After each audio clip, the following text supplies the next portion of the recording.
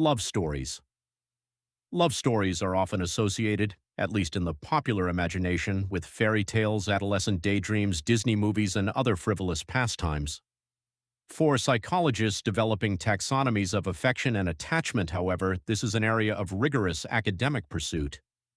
Beginning in the early 1970s with the groundbreaking contributions of John Allen Lee, researchers have developed classifications that they believe better characterize our romantic predispositions. This involves examining not a single universal emotional expression, love, but rather a series of divergent behaviors and narratives that each has an individualized purpose, desired outcome, and state of mind. Lee's gritty methodology painstakingly involved participants matching 170 typical romantic encounters, for example, the night after I met X, with nearly 1,500 possible reactions. I could hardly get to sleep, or I wrote X a letter. The patterns unknowingly expressed by respondents culminated in a taxonomy of 6 distinct love styles that continue to inform research in the area 40 years later. The first of these styles, Eros, is closely tied in with images of romantic love that are promulgated in Western popular culture. Characteristic of this style is a passionate emotional intensity, a strong physical magnetism, as if the two partners were literally being pulled together, and a sense of inevitability about the relationship. A related but more frantic style of love called mania involves an obsessive-compulsive attitude toward one's partner.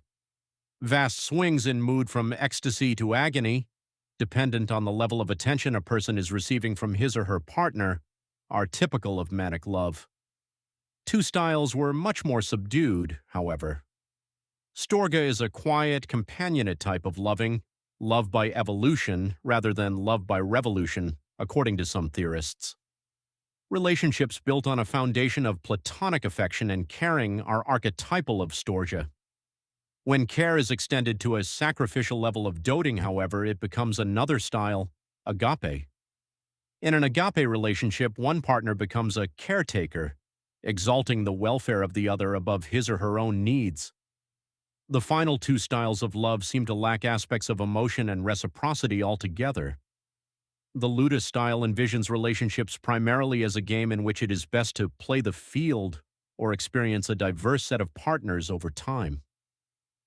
Mutually gratifying outcomes in relationships are not considered necessary, and deception of a partner and lack of disclosure about one's activities are also typical. While Lee found that college students in his study overwhelmingly disagreed with the tenets of this style, substantial numbers of them acted in a typically ludic style while dating, a finding that proves correct the deceit inherent in ludus. Pragma lovers also downplayed emotive aspects of relationships but favored practical, sensible connections.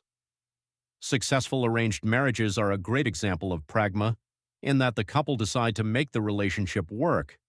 But anyone who seeks an ideal partner with a shopping list of necessary attributes, high salary, same religion, etc., fits the classification. Robert J. Sternberg's contemporary research on love stories has elaborated on how these narratives determine the shape of our relationships and our lives. Sternberg and others have proposed and tested the theory of love as a story, whereby the interaction of our personal attributes with the environment, which we in part create, leads to the development of stories about love that we then seek to fulfill, to the extent possible, in our lives.